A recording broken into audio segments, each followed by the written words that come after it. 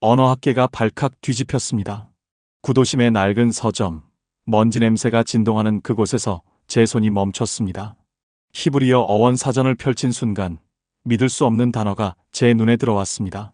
조셴, 초샨, 초센. 이 세 단어가 마치 암호처럼 저를 응시하고 있었습니다. 가슴이 두근거렸습니다. 이건 단순한 우연일 수가 없었습니다. 그날 밤 형광등 불빛 아래에서 저는 전율했습니다. 히브리어 속에 숨겨진 그 이름이 조선과 기묘하게 닮아 있었던 것입니다. 수천 년의 시간을 뛰어넘어 무언가가 저에게 속삭이고 있었습니다. 그런데 이상했습니다. 왜 하필 히브리어에서 이런 흔적이 발견된 걸까요? 그 답을 찾아 나선 여정이 제가 상상할 수 없는 진실로 저를 이끌었습니다. 본격적으로 들어가기 전에 좋아요와 구독 눌러주시면 큰 힘이 됩니다. 예루살렘 구도심의 좁은 골목길을 따라 걷던 언어학자 다비드 코엔 교수는 먼지 냄새가 진하게 배어있는 고서점 앞에서 발걸음을 멈췄습니다. 20해 넘게 고대 세머족 언어를 연구해온 그였지만 오늘따라 마음이 묘하게 요동치는 것을 느꼈습니다. 서점 주인이 내민 낡은 히브리어 어원 사전을 무심코 펼쳐든 순간 그의 시선이 한 페이지에 고정되었습니다. 조센이라는 단어가 적힌 그 페이지를 보는 순간 마치 오래전부터 찾고 있던 무언가를 발견한 듯한 전율이 온몸을 휘감았습니다. 사전 속 히브리어 단어들이 하나씩 그의 눈에 들어올 때마다 기이한 규시감이 밀려왔고 특히 조센과 초샨 그리고 초센이라는 세 단어가 묘하게 한국어 조선이라는 이름을 연상시키는 것이 우연치고는 너무나 강렬했습니다. 그는 사전을 덮고 다시 펼치기를 몇 번 반복했지만 그 단어들은 여전히 그 자리에 있었고 마치 수천 년의 시간을 뛰어넘어 그에게 무언가를 속삭이는 것 같았습니다. 다비드는 가슴이 두근거리는 것을 느끼며 서점 주인에게 이 사전을 구입하겠다고 말했습니다. 그날 밤 연구실로 돌아온 그는 책상 위에 사전을 펼쳐놓고 형광등 불빛 아래에서 그 신비로운 단어들을 다시 한번 자세히 들여다보기 시작했습니다. 히브리어 전문가로서 수많은 고대 문헌을 다뤄본 그였지만 이런 강렬한 직감을 느껴본 적은 처음이었습니다. 그는 자신이 지금까지 쌓아온 모든 학문적 상식이 흔들리는 것을 느꼈고 동시에 뭔가 중대한 발견의 문턱에 서 있다는 확신이 들었습니다. 조센이라는 단어를 손가락으로 천천히 따라가며 그는 이것이 단순한 언어적 우연이 아닐 수도 있다는 생각에 사로잡혔습니다. 그의 머릿속에서는 이미 수많은 가설들이 빠르게 돌아가고 있었고 평생 추구해온 학문적 진실에 대한 열정이 다시 한번 불타오르기 시작했습니다. 다비드는 곧바로 자신의 연구 자료들을 뒤지기 시작했습니다. 그동안 수집해온 고대 세머족 언어 자료들 중에서 특히 자음 구조가 유사한 단어들을 찾아내는 것이 급선무였습니다. 컴퓨터 화면에 히브리어 데이터베이스를 띄우고 츠시누와 츠스누라는 자음 패턴을 검색하자 놀라운 결과들이 쏟아져 나왔습니다. 초샨이라는 단어가 성경에서는 수선화를 의미하지만 고대 페르시아 시대에는 수사라는 도시 이름으로 사용되었다는 사실을 재확인했습니다. 더욱 흥미로운 것은 이 단어가 왕의 거처나 향기로운 터전이라는 의미로도 쓰였다는 점이었습니다. 그는 한국어 조선의 한자 표기인 아름다울 조와 선할 선이라는 뜻과 기묘하게 일치한다는 사실에 소름이 돋았습니다. 밤이 깊어갈수록 그의 확신은 더욱 굳어져 갔고 이것이 단순한 언어적 유사성을 넘어서는 무언가가 있다는 직감이 강해졌습니다. 다비드는 자신의 동료 교수들에게 이 발견을 알려야 할지 고민하기 시작했습니다. 하지만 아직 충분한 증거를 모으지 못한 상황에서 성급하게 발표했다가는 학계에서 웃음거리가 될 수도 있었습니다. 그는 더 깊이 파고들어야 한다는 결심을 굳혔습니다. 새벽 2시가 넘어서야 그는 잠시 눈을 감고 휴식을 취했지만 머릿속에서는 여전히 그 신비로운 단어들이 맴돌고 있었습니다. 그는 노트북 옆에 놓인 커피잔을 들고 한 모금 마시며 자신이 평생 해온 연구 방법론을 되돌아보기 시작했습니다. 언어학자로서 그는 항상 객관적이고 실증적인 접근을 중시해왔지만 지금 이 순간만큼은 직감과 상상력이 더 중요할 수도 있다는 생각이 들었습니다. 그의 책상 위에는 이미 수십 권의 고대 문헌들이 펼쳐져 있었고 각각의 페이지마다 형광펜으로 표시된 단어들이 마치 암호처럼 그를 바라보고 있었습니다. 다음 날 아침 다비드는 평소보다 일찍 연구실에 나와 본격적인 조사에 착수했습니다.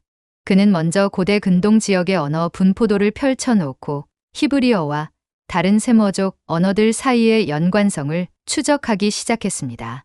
아람어, 페니키아어 등의 고대 문헌에서도 비슷한 자음 구조를 가진 단어들을 찾아보려 했지만 쉽게 발견되지 않았습니다. 그러던 중 우가리트 문서에서 발견한 한 단어가 그의 시선을 사로잡았습니다. 우가리트어로 쓰인 고대 서판에서 찾아낸 조센이라는 단어는 동방의 땅 또는 해 뜨는 곳이라는 의미를 담고 있었던 것입니다. 이 발견은 그의 가설에 새로운 차원을 더해주었습니다.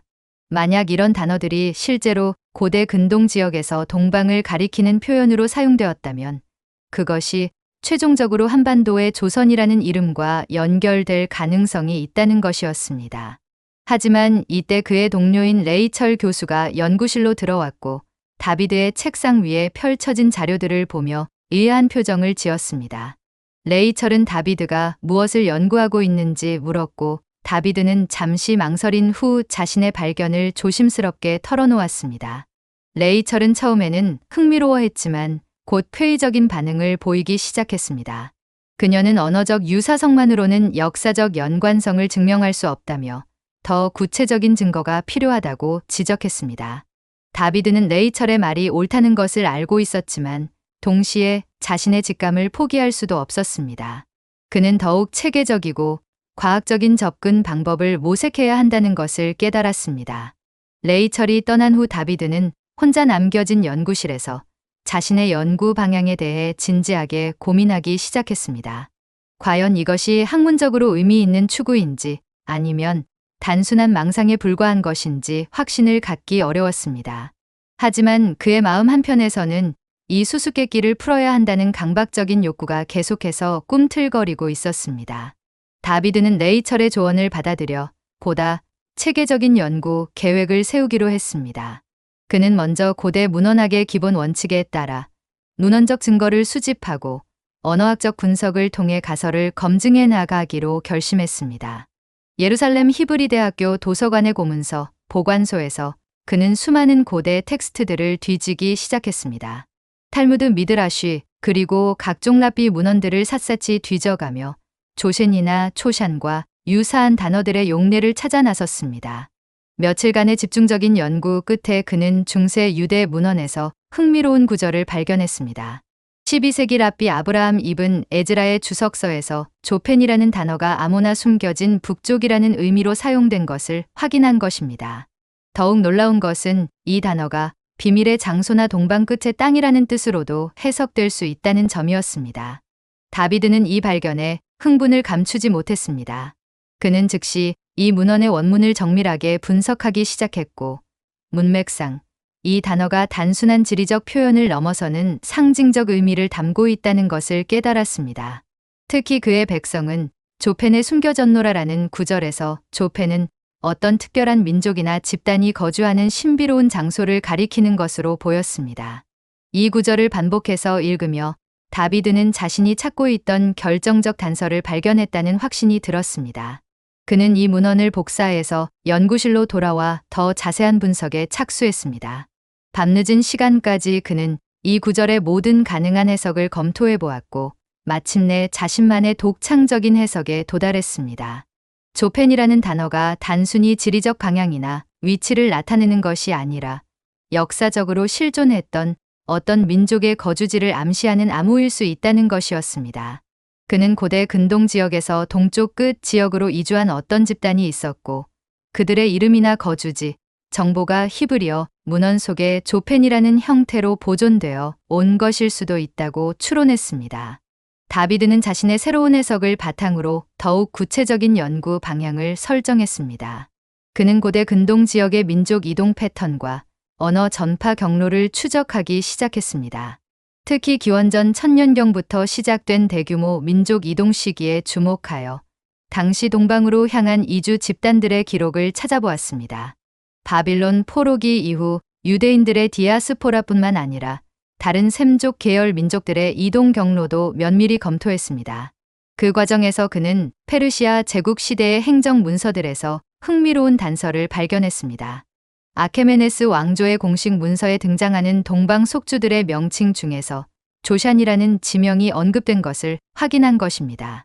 이 지명은 현재의 중앙아시아 지역을 가리키는 것으로 보였지만 더 동쪽 지역과의 연관성도 배제할 수 없었습니다.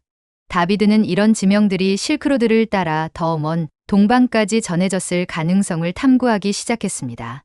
그는 중국의 한나라 시대 기록들과 고구려, 백제신라의 초기 문헌들도 참조하여 당시 한반도 지역에 유입된 외래 문화 요소들을 조사했습니다.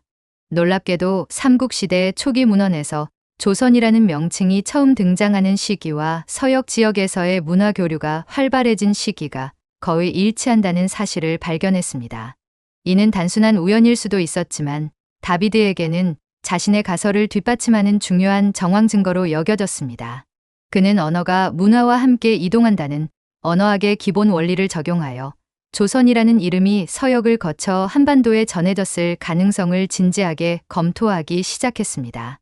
이 모든 연구 과정에서 다비드는 자신이 단순한 언어적 유사성을 넘어서는 역사적 진실에 접근하고 있다는 확신을 갖게 되었습니다. 하지만 다비드의 연구에 예상치 못한 장애물이 나타났습니다. 그의 가설이 학계에 조금씩 알려지면서 일부 보수적인 교수들로부터 강한 반발이 일기 시작한 것입니다.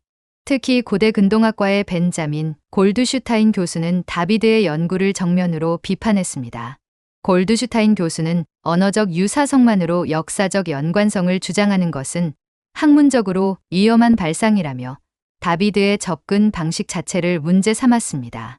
그는 다비드가 추측과 가정에 의존한 채 결론을 도출하려 한다고 비판하며 더 엄밀한 고고학적 증거나 문헌적 근거 없이는 받아들일 수 없다고 단언했습니다. 이런 비판에 직면한 다비드는 깊은 좌절감을 느꼈습니다. 그동안 자신이 발견한 증거들이 골드슈타인 교수 같은 권위자들에게는 추측에 불과한 것으로 치부되는 현실이 괴로웠습니다. 하지만 동시에 그는 이런 비판이 자신의 연구를 더욱 정교하게 만들어야 한다는 자극제가 되기도 했습니다. 다비드는 비판에 굴복하는 대신 더욱 확실한 증거를 찾기 위해 연구 범위를 확장하기로 결심했습니다. 그는 동아시아학과의 김 교수에게 도움을 요청하여 한국의 고대 문헌들에 대한 더 정확한 정보를 얻고자 했습니다. 김 교수는 처음에는 다비드의 가설에 회의적이었지만 그의 열정적인 설명을 듣고 난 후 흥미를 보이기 시작했습니다. 특히 고조선 시대의 지명 기록과 관련된 부분에서 김 교수는 다비드가 미처 알지 못했던 중요한 정보들을 제공해 주었습니다.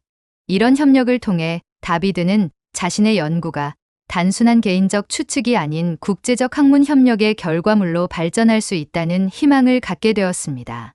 그는 골드슈타인 교수의 비판을 오히려 자신의 연구를 한 단계 발전시키는 계기로 삼기로 했습니다. 이런 학문적 갈등 속에서도 다비드는 포기하지 않고 더욱 체계적인 방법론으로 자신의 가설을 입증해 나가려 했습니다. 그는 학계의 권위에 도전하는 것이 얼마나 어려운 일인지 깨닫게 되었지만 동시에 진실을 추구하는 학자로서의 사명감을 더욱 강하게 느끼게 되었습니다. 김 교수와의 협력이 본격화되면서 다비드는 한국학 분야의 새로운 자료들에 접근할 수 있게 되었습니다. 김 교수는 고조선과 관련된 중국 측 기록들을 제공해 주었는데 특히 사마천의 사기와 한서에 나오는 조선 관련 기술들이 다비드의 연구에 새로운 시각을 제공했습니다. 중국 고대 문헌에서 조선을 가리킬 때 사용한 한자 표기가 시대에 따라 조금씩 달랐다는 사실도 흥미로웠습니다. 더욱 놀라운 것은 한나라 시대의 일부 문헌에서 조선 지역을 서역과 연결시키는 기록들이 발견된다는 점이었습니다. 이는 다비드의 가설인 서역을 통한 문화 전파설을 뒷받침하는 중요한 단서가 될 수 있었습니다. 김 교수는 또한 고구려 초기 문헌에서 발견되는 특이한 지명들도 소개해 주었습니다.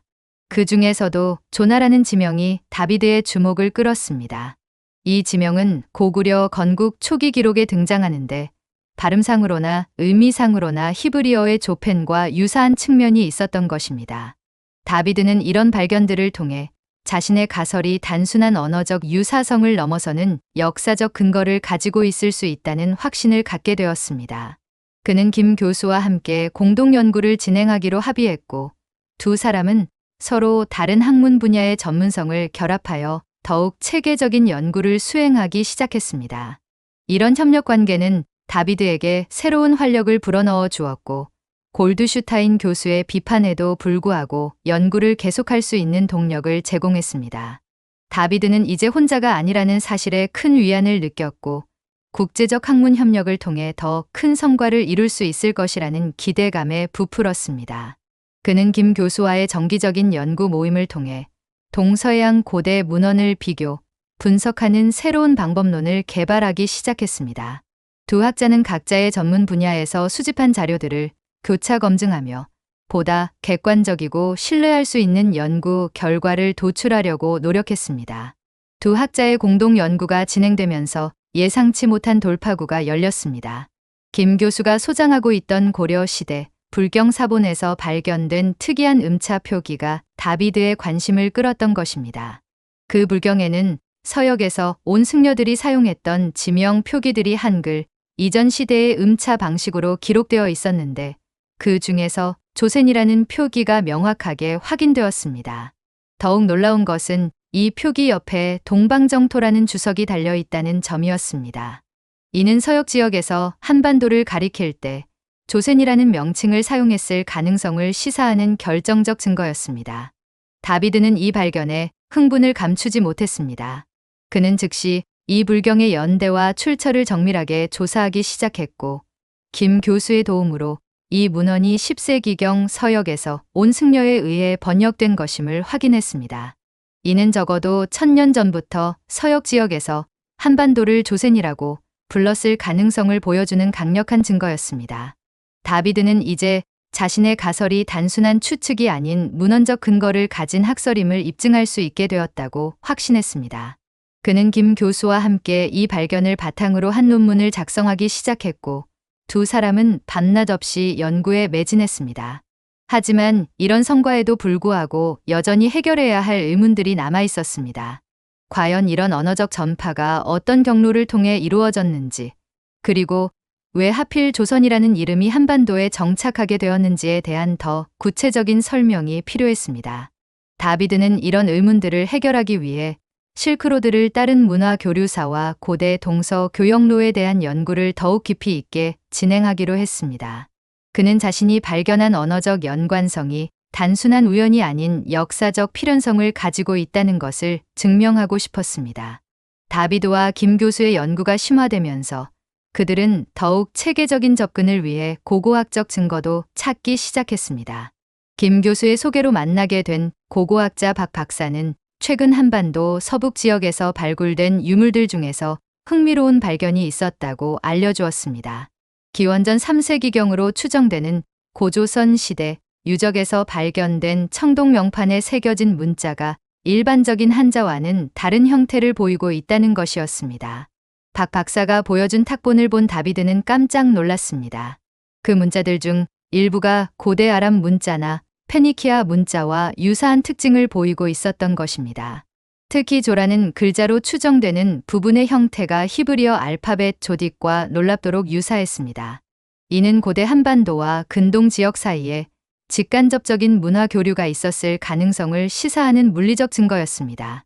다비드는 이 발견이 자신의 언어학적 연구와 완벽하게 들어맞는다는 사실에 전율을 느꼈습니다.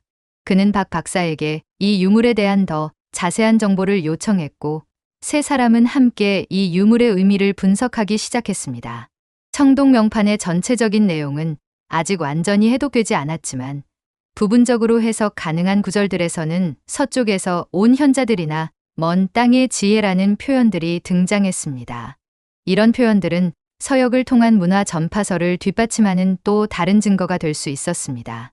다비드는 이제 언어학적 분석과 문헌학적 연구, 그리고 고고학적 발견이 모두 하나의 일관된 그림을 그려주고 있다는 확신을 갖게 되었습니다.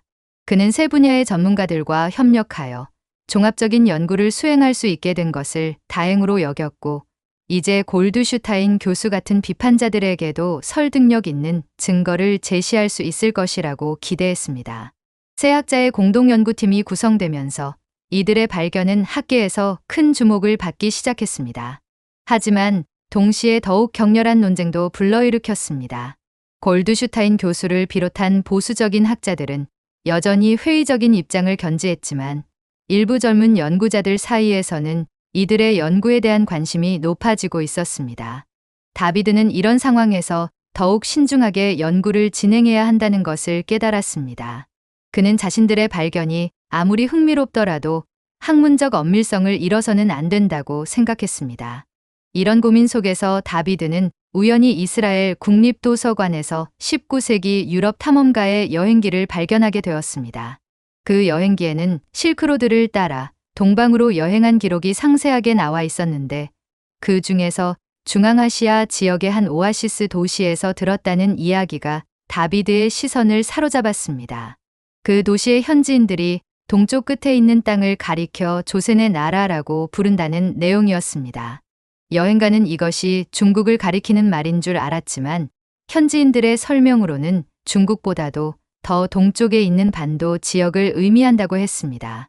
이 기록은 19세기까지도 중앙아시아 지역에서 한반도를 조센이라고 부르는 전통이 남아있었음을 보여주는 놀라운 증거였습니다. 다비드는 이 발견에 흥분하여 즉시 김 교수와 박 박사에게 연락했습니다.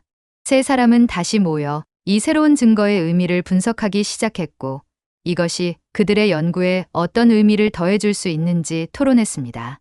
이런 발견들이 계속 이어지면서 다비드는 자신이 추적하고 있는 것이 단순한 언어적 현상이 아닌 수천 년에 걸친 문화사적 흐름이라는 확신을 갖게 되었습니다. 그는 조선이라는 이름이 단순히 한반도에서 자생적으로 생겨난 것이 아니라 고대로부터 이어져 온 동서 문명 교류의 산물일 수 있다는 가능성에 대해 깊이 생각하게 되었습니다. 다비드의 연구팀은 이제 결정적인 증거를 찾기 위해 마지막 단계에 접어들었습니다. 그들은 지금까지 수집한 모든 자료들을 종합하여 하나의 일관된 이론을 구축하려고 노력했습니다.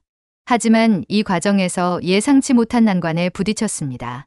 박 박사가 새롭게 발굴한 유물들 중에서 일부가 기존의 가설과 맞지 않는 내용을 담고 있었던 것입니다. 특히 기원전 2세기경의 한 비석에서 발견된 문구는 조선이라는 명칭이 토착적으로 발생했을 가능성을 시사하고 있었습니다. 이 발견은 다비드의 서역 전래설에 타격을 가했고 연구팀 내부에서도 의견이 분분해졌습니다. 김 교수는 이런 모순된 증거들이 오히려 문제를 더 복잡하게 만들고 있다며 우려를 표했습니다.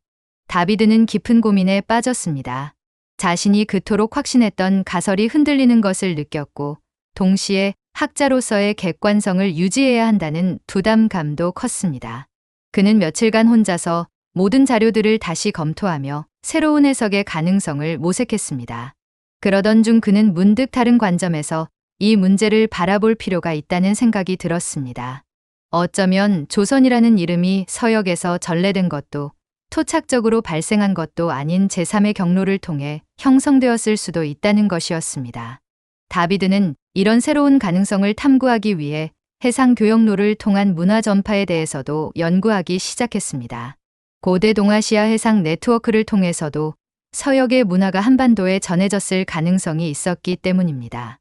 이런 복합적인 접근을 통해 다비드는 자신의 연구가 단순한 일방향적 전파 이론을 넘어서 더욱 정교한 문화 교류 모델로 발전할 수 있을 것이라는 희망을 갖게 되었습니다. 그는 연구팀과 함께 이런 새로운 방향성에 대해 토론하며 더욱 포괄적인 이론을 구축해 나가기로 했습니다. 다비드의 새로운 접근 방식은 연구팀에게 신선한 자극을 주었습니다.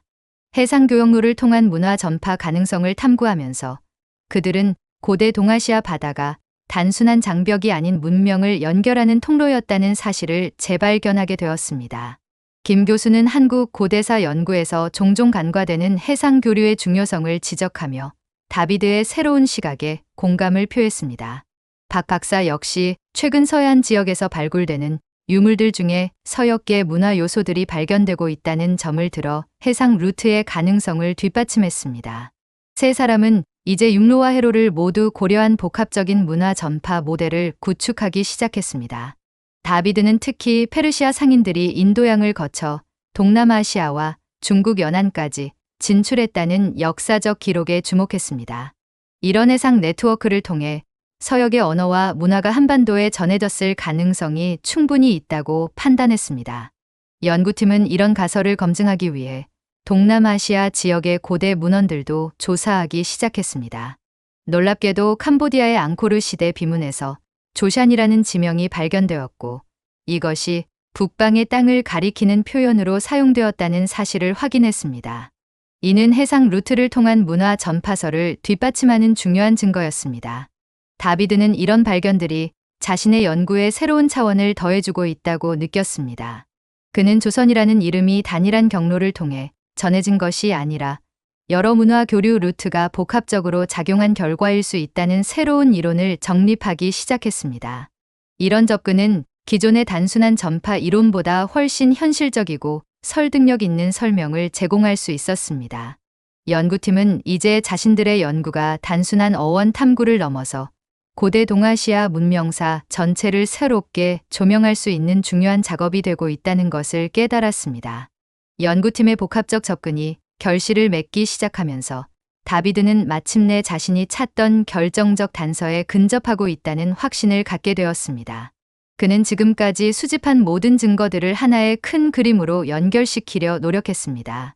히브리어 어원에서 시작된 그의 탐구는 이제 고대 근동에서 동아시아에 이르는 광대한 문명 교류사를 아우르는 종합적 연구로 발전하고 있었습니다. 다비드는 조펜이라는 히브리어 단어가 단순히 숨겨진 북쪽이나 비밀의 장소를 의미하는 것이 아니라 실제로 동방 끝 땅에 거주하는 특별한 민족을 가리키는 암호였을 가능성이 높다고 결론지었습니다. 이런 해석은 그동안 발견한 모든 증거들과 완벽하게 들어맞았습니다. 페르시아 시대의 행정 문서에서 발견된 조샨이라는 지명부터 중세 유럽 탐험가의 여행기에 등장하는 조센의 나라까지 모든 것이 하나의 일관된 전통을 보여주고 있었습니다. 다비드는 이제 자신의 연구 결과를 정리하여 학계에 발표할 때가 되었다고 판단했습니다. 그는 김 교수와 박 박사와 함께 종합적인 논문을 작성하기 시작했고 세 사람의 전문 분야가 결합된 이 연구는 그 어떤 개별 연구보다도 설득력 있는 결과를 만들어내고 있었습니다. 하지만 동시에 다비드는 이런 발견이 가져올 파장에 대해서도 심각하게 고민하게 되었습니다. 만약 자신들의 연구가 맞다면 한국사와 세계사의 일부분을 새롭게 써야 할 수도 있었기 때문입니다. 그는 학자로서의 책임감과 진실을 밝혀야 한다는 사명감 사이에서 깊은 고뇌에 빠졌습니다. 하지만 결국 그는 진실은 그것이 아무리 놀랍더라도 세상에 알려져야 한다는 신념을 굳혔습니다. 다비드는 자신의 연구가 동서양 문명 교류사의 새로운 장을 열어줄 것이라는 확신과 함께 최종 발표를 준비하기 시작했습니다. 다비드가 최종 발표를 준비하던 중 예상치 못한 반전이 일어났습니다. 골드슈타인 교수가 갑자기 연구실을 방문하여 다비드에게 중요한 정보를 전해준 것입니다. 그는 최근 바티칸 도서관에서 발견된 13세기 라틴어 문서에서 흥미로운 기록을 찾았다며 조심스럽게 말을 꺼냈습니다. 그 문서는 몽골 제국 시대에 유럽으로 파견된 선교사들의 보고서였는데 그 중에서 동방의 끝에 있는 조센이라는 땅에 대한 언급이 나온다는 것이었습니다. 골드슈타인 교수는 처음에는 다비드의 연구를 비판했지만 이런 새로운 증거들이 계속 발견되면서 자신의 입장을 재고하게 되었다고 고백했습니다. 그는 다비드에게 학문적 정직성을 인정한다며 공개적으로 사과했습니다. 이런 반전은 다비드에게 큰 감동을 주었습니다. 그는 골드슈타인 교수 같은 권위 있는 학자가 자신의 잘못을 인정하고 새로운 증거 앞에 겸손해지는 모습에서 진정한 학자의 자세를 보았습니다. 두 사람은 이제 과거의 갈등을 뒤로하고 공동으로 연구를 진행하기로 합의했습니다. 골드슈타인 교수의 참여로 연구팀은 더욱 강력해졌고 그의 유럽 중세사 전문 지식은 다비드의 연구에 새로운 차원을 더해주었습니다. 4명의 학자로 구성된 새로운 연구팀은 이제 고대 근동에서 중세 유럽 그리고 동아시아에 이르는 방대한 자료를 종합적으로 분석할 수 있게 되었습니다. 다비드는 이런 국제적 협력이 자신의 연구를 한층 더 발전시킬 것이라는 확신을 갖게 되었습니다. 그는 골드슈타인 교수와의 화해가 단순히 개인적인 갈등 해결을 넘어서 학문의 발전을 위한 소중한 계기가 되었다고 생각했습니다. 이제 연구팀은 그 어느 때보다도 탄탄한 기반 위에서 최종 결론을 도출할 수 있게 되었습니다. 골드슈타인 교수가 가져온 바티칸 문서는 기존 연구에 결정적인 퍼즐 조각을 제공했고, 이를 통해 조선이라는 이름이 중세 시대까지도 유럽에서 인식되고 있었다는 사실이 명확해졌습니다. 확장된 연구팀은 이제 모든 증거들을 종합하여 최종 이론을 완성하는 단계에 접어들었습니다. 다비드는 지난 몇 달간의 연구 과정을 되돌아보며 자신이 처음 예루살렘 서점에서 느꼈던 직감이 옳았다는 것을 확신하게 되었습니다. 히브리어 조펜에서 시작된 그의 탐구는 이제 고대 근동 문명에서 동아시아에 이르는 거대한 문화 교류 네트워크의 존재를 입증하는 방향으로 발전하고 있었습니다. 4명의 학자들은 각자의 전문 분야에서 수집한 증거들을 체계적으로 정리하기 시작했습니다. 다비드의 언어학적 분석, 김 교수의 한국사 자료, 박 박사의 고고학적 발견, 그리고 골드슈타인 교수의 중세 유럽 문헌까지 모든 것이 하나의 일관된 그림을 그려내고 있었습니다. 그들이 도달한 결론은 조선이라는 이름이 단순히 한반도에서 자생적으로 생겨난 것이 아니라 고대부터 서역과 근동 지역에서 동방의 끝 땅을 가리키는 명칭으로 사용되어 왔다는 것이었습니다. 이 명칭은 실크로드와 해상교역로를 통해 전해졌고 최종적으로 한반도에 정착하여 조선이라는 국명으로 발전했다는 것이 그들의 가설이었습니다. 다비드는 이런 결론이 단순히 언어학적 호기심을 충족시키는 것을 넘어서 동서양 문명 교류사의 새로운 시각을 제공한다고 확신했습니다. 그는 자신의 연구가 한민족의 정체성에 대한 새로운 이해를 가능하게 할 것이라고 생각했습니다. 조선이라는 이름 속에 숨겨진 국제적 연원은 한국이 고대부터 세계 문명의 교차점에 위치했던 중요한 땅이었음을 보여주는 증거가 될 수 있었습니다.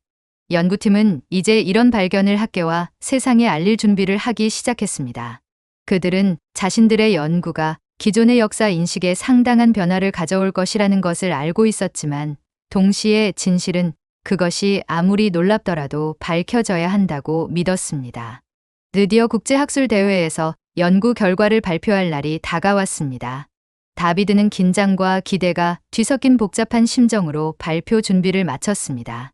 예루살렘에서 열린 고대 근동학 국제 심포지엄에는 세계 각국의 저명한 학자들이 참석했고 다비드의 발표에 대한 관심도 상당했습니다.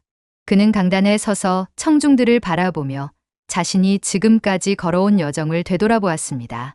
낡은 히브리어 사전에서 시작된 작은 발견이 이렇게 큰 연구로 발전할 줄은 꿈에도 생각하지 못했습니다.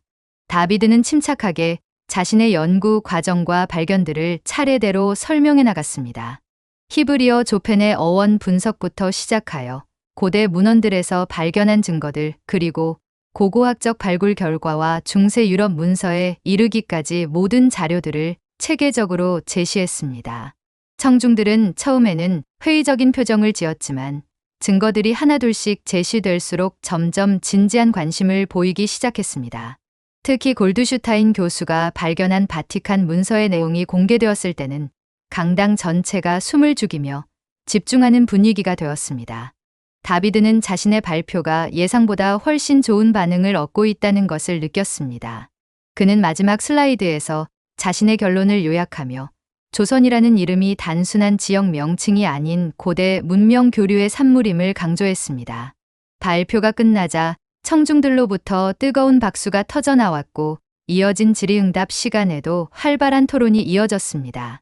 일부 학자들은 여전히 신중한 입장을 보였지만 대부분은 다비드의 연구 방법론과 증거 제시 방식에 대해 긍정적인 평가를 내렸습니다.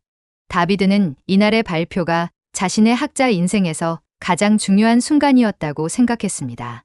그는 마침내 자신이 추구해온 진실을 세상에 알릴 수 있게 되었다는 뿌듯함을 느꼈습니다. 학술 대회에서의 성공적인 발표 이후 다비드의 연구는 국제적인 주목을 받기 시작했습니다. 여러 학술지에서 논문 게재를 요청해왔고 언론에서도 이 흥미로운 발견에 대해 보도하기 시작했습니다. 하지만 동시에 예상했던 대로 일부 보수적인 학자들로부터는 여전히 비판의 목소리가 나왔습니다. 그들은 다비드의 연구가 아무리 흥미롭더라도 추측에 의존한 부분이 많다며 더 많은 검증이 필요하다고 주장했습니다. 다비드는 이런 비판을 겸허하게 받아들였습니다. 그는 자신의 연구가 완전 무결한 것은 아니며 앞으로도 계속 보완되어야 할 부분들이 있다는 것을 인정했습니다. 하지만 동시에 그는 자신이 제시한 증거들이 충분히 설득력 있으며 새로운 연구 방향을 제시하는 의미 있는 성과라고 확신했습니다. 더욱 고무적인 것은 젊은 연구자들 사이에서 다비드의 연구에 영감을 받아 관련 분야를 탐구하려는 움직임이 나타나기 시작했다는 점이었습니다. 한국의 여러 대학교에서는 고대 한국과 서역 간의 문화 교류에 대한 연구 프로젝트가 시작되었고, 중앙아시아 지역에서도 동아시아와의 역사적 연관성을 찾으려는 노력들이 증가했습니다. 다비드는 자신의 연구가 이런 새로운 학문적 흐름을 만들어내고 있다는 사실에 큰 보람을 느꼈습니다. 그는 김 교수, 박 박사, 골드슈타인 교수와 함께 후속 연구를 계속 진행하기로 했고, 이들의 국제적 협력 모델은 다른 연구자들에게도 영감을 주었습니다. 다비드는 학문이 국경과 문화의 장벽을 넘어서는 보편적 진리 추구의 과정이라는 것을 다시 한번 깨달았습니다. 그는 자신의 연구가 단순히 개인적 성취를 넘어서 동서양 문명 이해의 새로운 지평을 열어주었다고 생각했습니다. 조선이라는 이름 속에 숨겨진 국제적 연원을 밝혀낸 것은 한민족의 역사가 결코 고립된 것이 아니라 세계사의 큰 흐름 속에서 형성되어 온 것임을 보여주는 중요한 발견이었습니다. 몇 개월이 지나면서 다비드의 연구는 예상을 뛰어넘는 파급 효과를 만들어내고 있었습니다. 그의 논문이 여러 권이 있는 학술지에 게재되면서 전 세계 학자들이 조선이라는 이름의 기원에 대해 새롭게 관심을 갖기 시작했습니다. 특히 언어학계에서는 고대 언어들 간의 상호 영향과 전파 경로에 대한 연구가 활발해졌고, 역사학계에서는 동서양 문명 교류사를 재검토하는 움직임이 일어났습니다. 하지만 무엇보다 다비드에게 의미 있었던 것은 한국에서 보내온 반응이었습니다. 한국의 여러 연구기관에서 다비드의 연구에 대한 관심을 표명했고, 일부 학자들은 직접 예루살렘을 방문하여 공동 연구를 제안하기도 했습니다. 다비드는 이런 국제적 협력이 자신의 연구를 한층 더 발전시킬 수 있을 것이라고 기대했습니다. 어느 날 다비드는 우연히 한국에서 온 젊은 연구자를 만나게 되었습니다. 그 연구자는 다비드의 논문을 읽고 깊은 감명을 받았다며 자신도 유사한 연구를 해보고 싶다고 말했습니다. 다비드는 그 젊은 학자의 열정적인 모습에서 몇 달 전 서점에서 히브리어 사전을 발견했던 자신의 모습을 떠올렸습니다. 그는 학문의 진정한 가치는 개인의 성취에 있는 것이 아니라 후세대에게 영감을 주고 새로운 연구의 씨앗을 뿌리는 데 있다는 것을 깨달았습니다. 다비드는 그 젊은 연구자에게 자신의 경험과 연구 방법을 아낌없이 전수해 주었고, 두 사람은 함께 새로운 프로젝트를 기획하기 시작했습니다. 이런 만남을 통해 다비드는 자신의 연구가 단순히 과거의 진실을 밝혀내는 것을 넘어서 미래의 학문 발전에도 기여하고 있다는 뿌듯함을 느꼈습니다.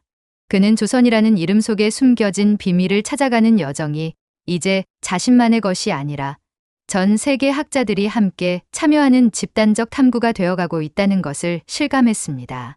1년이 지난 후 다비드는 자신의 연구실에서 조용히 성찰의 시간을 가졌습니다. 벽에 걸린 세계 지도를 바라보며 그는 히브리어 조펜에서 시작된 자신의 여정이 얼마나 먼 길을 걸어왔는지 되돌아보았습니다. 고대 근동에서 중앙아시아를 거쳐 한반도에 이르는 광대한 지역이 하나의 문화적 연결고리로 이어져 있다는 사실은 여전히 그에게 경이로움을 안겨주었습니다. 그의 책상 위에는 세계 각국에서 보내온 협력 제안서들과 후속 연구 계획서들이 쌓여 있었습니다. 중국에서는 실크로드 연구팀이 공동 발굴을 제안해왔고, 몽골에서는 유목민 문화와 정착민 문화 간의 교류에 대한 연구 참여를 요청해왔습니다. 다비드는 이 모든 것이 자신이 처음 품었던 작은 의문에서 시작되었다는 사실에 새삼 놀랐습니다. 그는 학문의 힘이 바로 이런 것이라고 생각했습니다. 하나의 진실한 발견이 연쇄적으로 새로운 발견들을 이끌어내고 결국에는 인류의 지식 체계 전체를 확장시키는 것 말입니다. 다비드는 특히 자신의 연구가 한국의 젊은 학자들에게 준 영감에 대해 뿌듯함을 느꼈습니다. 몇몇 한국 대학에서는 다비드의 연구, 방법론을 바탕으로 한 새로운 교육과정을 개설했고, 학생들은 고대 한국과 세계 문명 간의 연관성에 대해 더욱 개방적인 시각을 갖게 되었습니다. 다비드는 이런 변화가 단순히 학문적 성과를 넘어서 한민족의 정체성에 대한 새로운 이해를 가능하게 할 것이라고 확신했습니다. 조선이라는 이름이 고립된 반도의 산물이 아니라 세계 문명 교류의 결과물이라는 인식은 한국인들에게 자신들의 역사에 대한 새로운 자부심을 안겨줄 수 있었습니다. 다비드는 창밖을 바라보며 자신이 앞으로도 계속해서 이런 의미 있는 연구를 이어나가고 싶다는 소망을 품었습니다. 그는 학문이 단순히 과거를 탐구하는 것이 아니라 현재를 이해하고 미래를 준비하는 중요한 도구라는 것을 다시 한번 깨달았습니다. 그로부터 몇 개월 후 다비드는 특별한 초청을 받았습니다. 서울에서 열리는 국제한국학대회에서 기조연설을 해달라는 요청이었습니다. 그는 이 기회를 통해 자신의 연구 성과를 한국의 학자들과 직접 나누고 싶었습니다. 인천공항에 도착한 다비드는 한국 땅을 밟는 순간 묘한 감동을 느꼈습니다. 그동안 책과 논문을 통해서만 접해했던 조선이라는 이름의 근원지에 드디어 발을 디딘 것이었습니다. 학회 첫날 다비드의 강연장은 만석이었습니다. 한국의 저명한 역사학자들과 언어학자들뿐만 아니라 일반 시민들까지 참석하여 큰 관심을 보였습니다. 다비드는 한국어로 번역된 자료를 보며 자신의 연구가 이렇게 많은 한국인들에게 알려졌다는 사실에 감격했습니다. 그는 강연에서 조선이라는 이름의 국제적 연원에 대해 차근차근 설명했고 청중들은 깊은 관심과 감동으로 경청했습니다. 강연이 끝난 후 질의응답 시간에 한 나이 든 한국 교수가 일어서서 말했습니다. 그는 다비드의 연구가 한국인들에게 자신들의 역사에 대한 새로운 시각을 제공해 주었다며 깊은 감사를 표했습니다. 특히 조선이라는 이름이 세계사의 큰 흐름 속에서 형성된 것이라는 발견이 한국사를 바라보는 관점을 완전히 바꿔놓았다고 말했습니다. 다비드는 이런 반응에 깊이 감동했습니다. 그는 자신의 연구가 단순히 학문적 호기심을 충족시키는 것을 넘어서 한 민족의 정체성 이해에 실질적으로 기여하고 있다는 것을 실감했습니다. 학회 기간 동안 다비드는 여러 한국 학자들과 깊이 있는 토론을 나누었고 이들과의 만남을 통해 자신의 연구를 더욱 발전시킬 수 있는 새로운 아이디어들을 얻었습니다. 그는 특히 한국의 고대사 연구가 얼마나 정교하고 체계적으로 발전해 있는지 보고 놀라움을 금치 못했습니다. 이런 경험을 통해 다비드는 국제적 학문 협력의 중요성을 다시 한번 깨달았습니다. 한국 방문의 마지막 날 다비드는 경복궁을 둘러보며 깊은 감회에 젖었습니다. 500년 전 조선 왕조가 건설한 이 궁궐을 걸으며 그는 자신이 추적해온 조선이라는 이름이 이곳에서 어떤 의미로 살아 숨쉬고 있는지 느낄 수 있었습니다. 근정전 앞에 서서 그는 이 땅의 사람들이 수천 년 동안 간직해온 문화적 정체성에 대해 생각했습니다. 그의 연구가 보여준 것처럼 조선이라는 이름 속에는 고대부터 이어져 온 동서 문명 교류의 흔적이 깊이 새겨져 있었습니다. 다비드는 이런 발견이 한국인들에게 자신들의 문화가 결코 고립된 것이 아니라 세계사의 큰 흐름 속에서 형성된 소중한 유산이라는 자부심을 안겨줄 수 있을 것이라고 확신했습니다. 공항으로 향하는 길에서 다비드는 창밖으로 펼쳐진 한강과 서울의 스카이라인을 바라보며 이 도시가 고대와 현대를 잇는 문명의 교차점 역할을 하고 있다는 생각을 했습니다. 그는 자신의 연구가 과거의 진실을 밝혀내는 것뿐만 아니라 현재와 미래의 한국이 세계와 소통하는 데에도 도움이 될 수 있을 것이라고 기대했습니다. 비행기에 오르며 다비드는 이번 한국 방문이 자신의 인생에서 잊을 수 없는 경험이었다고 생각했습니다. 그는 책상 위의 연구에서 벗어나 실제 현장을 경험함으로써 자신의 학문적 시야가 한층 더 넓어졌다고 느꼈습니다. 예루살렘으로 돌아가는 비행기 안에서 다비드는 앞으로의 연구 계획에 대해 곰곰이 생각해 보았습니다. 그는 조선이라는 이름의 기원을 밝혀낸 것이 끝이 아니라 새로운 시작이라고 생각했습니다. 앞으로는 이런 문화 교류의 구체적인 경로와 과정을 더욱 자세히 추적하고 다른 지역의 유사한 사례들도 연구해보고 싶었습니다.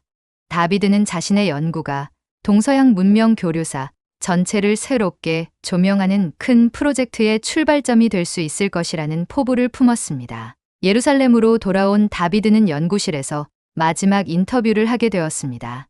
국제학술지의 기자가 그의 연구 여정과 그 의미에 대해 묻자 다비드는 잠시 생각에 잠겼습니다. 그는 몇 달 전 낡은 히브리어 사전을 펼쳤던 순간부터 지금까지의 모든 과정을 되돌아보며 감회가 새로웠습니다. 그는 기자에게 이렇게 말했습니다. 언어는 기억의 지층입니다. 수천 년의 시간이 흘러도 그 속에는 잊혀진 진실들이 살아 숨쉬고 있어요. 조선이라는 이름이 히브리어 문헌에 흔적을 남긴 것은 우연이 아닙니다. 그것은 기억되어야 할 이름이었기 때문입니다. 다비드는 계속해서 자신의 생각을 털어놓았습니다. 저는 이 연구를 통해 하나의 중요한 깨달음을 얻었습니다. 우리가 알고 있는 역사는 빙산의 일각에 불과하다는 것입니다. 언어 속에 숨겨진 단서들을 따라가다 보면 전혀 예상치 못했던 연결고리들을 발견하게 됩니다. 기자가 앞으로의 계획에 대해 묻자 다비드는 미소를 지으며 대답했습니다. 이제 시작일 뿐입니다. 조선이라는 한 단어에서 시작된 이 여정은 앞으로 더 많은 발견들로 이어질 것입니다. 언어와 문화는 국경을 넘나들며 예상치 못한 방식으로 연결되어 있거든요. 인터뷰가 끝난 후 다비드는 혼자 남은 연구실에서 창밖을 바라보았습니다. 예루살렘의 석양이 고요히 지고 있었고 그는 자신이 발견한 진실이 앞으로 더 많은 사람들에게 영감을 줄 것이라는 확신을 가졌습니다. 그는 마지막으로 이렇게 중얼거렸습니다. 그 이름이 왜 히브리어 안에 남았을까요? 혹시 잊혀진 뿌리가 거기서 시작된 건 아닐까요? 다비드는 이 질문이 앞으로도 계속해서 새로운 연구자들을 이끌어갈 것이라고 믿었습니다. 언어 속에 숨겨진 비밀들을 찾아 나서는 여정은 끝이 없을 것이기 때문입니다. 오늘 사연은 여기까지입니다. 재미있게 보셨다면 구독과 좋아요 부탁드려요. 따뜻한 이야기로 다시 찾아뵙겠습니다. 감사합니다.